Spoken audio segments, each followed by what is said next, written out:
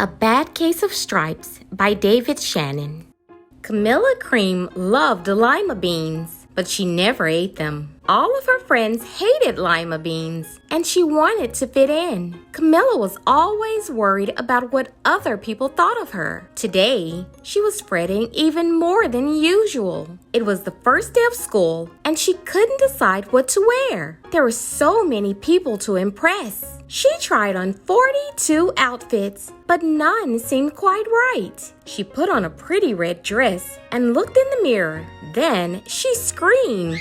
Her mother ran into the room, and she screamed too. "Oh my heavens!" she cried. "You're completely covered with stripes." This was certainly true. Camilla was striped from head to toe. She looked like a rainbow. Mrs. Cream felt Camilla's forehead. "Do you feel all right?" she asked. "I feel fine," Camilla answered. "But just look at me." "You get back in bed this instant," her mother ordered. "You're not going to school today." Camilla was relieved. She didn't want to miss the first day of school, but she was afraid of what the other kids would say, and she had no idea what to wear with those crazy stripes. That afternoon, Dr. Bumble came to examine Camilla. "Most extraordinary," he exclaimed. "I've never seen anything like it. Are you having any coughing, sneezing, runny nose, aches, pains, chills, hot flashes, dizziness, drowsiness, shortness of breath, or uncontrollable twitching?" "No," Camilla told him. "I feel fine." "Well then," Dr. Bumble said, turning to Mrs. Cream, "I don't see any reason why she shouldn't go to school tomorrow. Here's some ointment that should help clear up those stripes in a few days. If it doesn't, you know where to reach me." And off he went. The next day was a disaster. Everyone at school laughed at Camilla. They called her Camilla Crayon and Night of the Living Lollipop. She tried her best to act as if everything were normal, but when the class said the Pledge of Allegiance, her stripes turned red, white, and blue, and she broke out in stars. The other kids thought this was great. One yelled out, "Let's see some purple polka dots." Sure enough, Camilla turned all purple polka dotty. Someone else shouted, "Checkerboard!" and a pattern of squares covered her skin. Soon, everyone was calling out different shapes and colors, and poor Camilla was changing faster than you can change channels on a TV.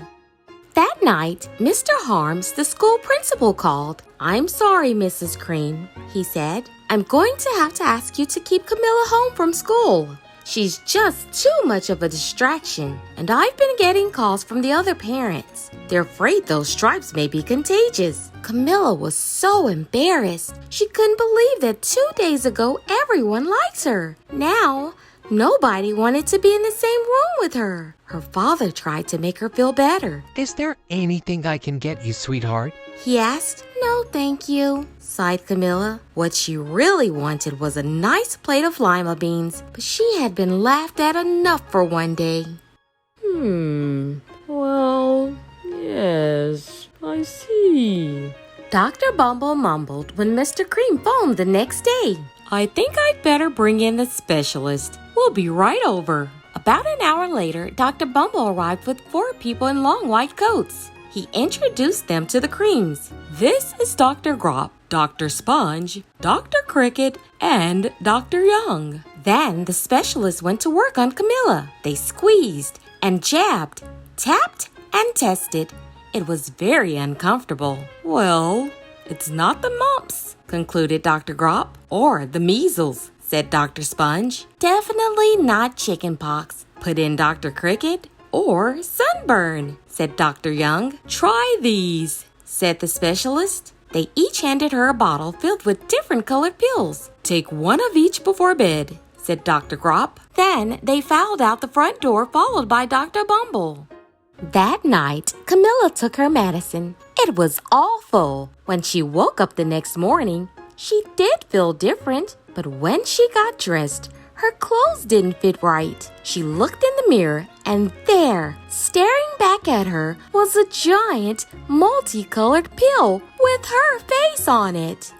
Dr. Bumble rushed over as soon as Mrs. Cream called. But this time, instead of the specialist, he brought the experts. Dr. Gourd and Mr. Mellon were the finest scientific minds in the land. Once again, Camilla was poked and prodded, looked at and listened to. The experts wrote down lots of numbers. Then they huddled together and whispered. Dr. Gourd finally spoke. "It might be a virus," he announced with authority. Suddenly, fuzzy little virus balls appeared all over Camilla. "Or possibly some form of bacteria," said Mr. Mellon. Out popped squiggly little bacteria tails. "Or it could be a fungus," added Dr. Gourd. Instantly, Camilla was covered with different colored fungus blotches.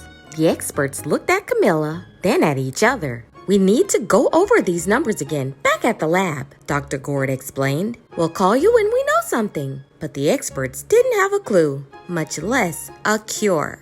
By now, the TV news media had found out about Camilla. Reporters from every channel were outside her house, telling the story of the bizarre case of the incredible changing kid. Soon, a huge crowd was camped out on the front lawn.